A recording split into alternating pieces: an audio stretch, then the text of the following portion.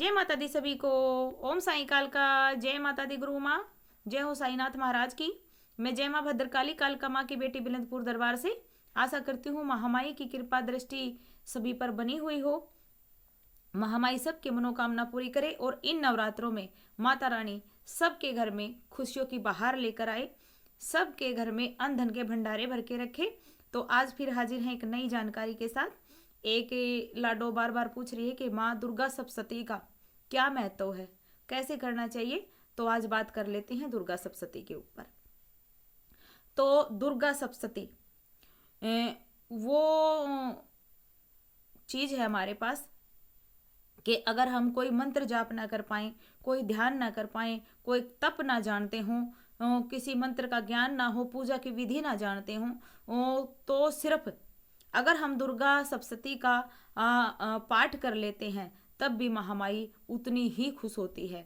माना जाता है कि हजारों हवनों से जो हमें लाभ प्राप्त होता है वो एक बार दुर्गा सप्तशती का जो पाठ है वो कर लेने से हमें प्राप्त हो जाता है।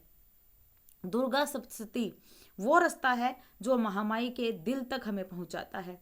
तो दुर्गा सप्तशती जो पाठ करने का जो नियम होता है बेटा, उसमें ज़्यादातर लाल कपड़े ही पहने जाते हैं। अगर मतलब ये भी हो जाता कि भाई इतने लाल कपड़े कहाँ से लेके आए, तो आसन लाल जरूर होगा और एक जगह पे ही होगा बैठ के। ये जो पाठ होता है मतलब पूजा की कोई भी विधि होती है वो एक स्थान पर ही बेटर होती है।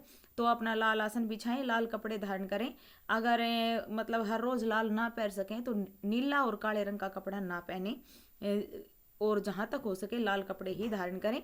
और बैठकर जब आप पाठ कर रहे हैं तो मतलब उसकी ध्वनि तो तेज होनी चाहिए, पढ़ते समय ध्वनि तो तेज होनी चाहिए, ताकि महामाई की जो महिमा का जो बखान है वो दूर दूर तक जा सके।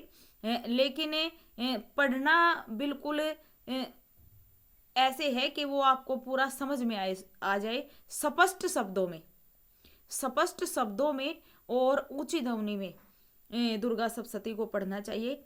ऊंची ध्वनि में इसलिए ताकि जितनी दूर तक महामाई की महिमा का गुणगान हो सके उतना अच्छा है, ताकि जहाँ तक हमारी आवाज़ जा सके वहाँ तक का जो स्थान है वो पवित्र हो जाए।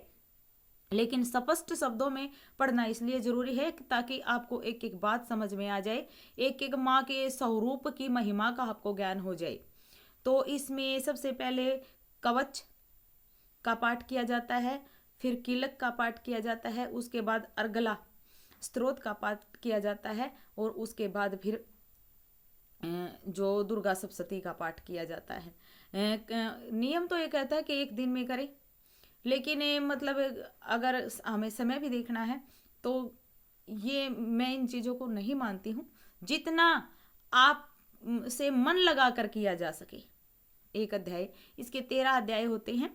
तो इसका नियम ये होता है कि इसको पहले नवरात्रे को आरंभ किया जाता है और अगर इसको 9वें नवरात्रे तक साधक बिल्कुल आत्मा से स्वच्छ मन से धारण स्वच्छ मन से इसका अध्ययन करते हैं, इसका पाठ करते हैं तो महामाई बहुत खुश होती है।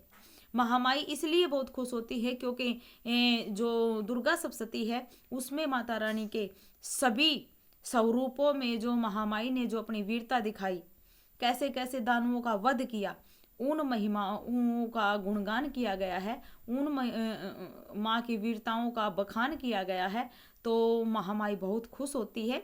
जो बच्चा पूरे मन वचन और कर्म और शुद्धता के साथ दुर्गा सप्तशती का पाठ करता है, महामाई जगदम्बा उसकी हर मनोकामना पूरी करती है। कई बार ऐसा होता है कि मतलब कोर्ट कचहरी के मामले जो होते हैं वो निपटते ही नहीं हैं। तो दुर्गा सप्तशती का जो दूसरा अध्याय है, अगर आप संकल्प लेकर उस अध्याय का पाठ करते हैं तो आपके कोर्ट कचहरी के जो मामले हैं वो आपके हल हो जाते हैं। और तीसरा जो अध्याय है उससे आपकी शत्रु बाधा दूर होती है।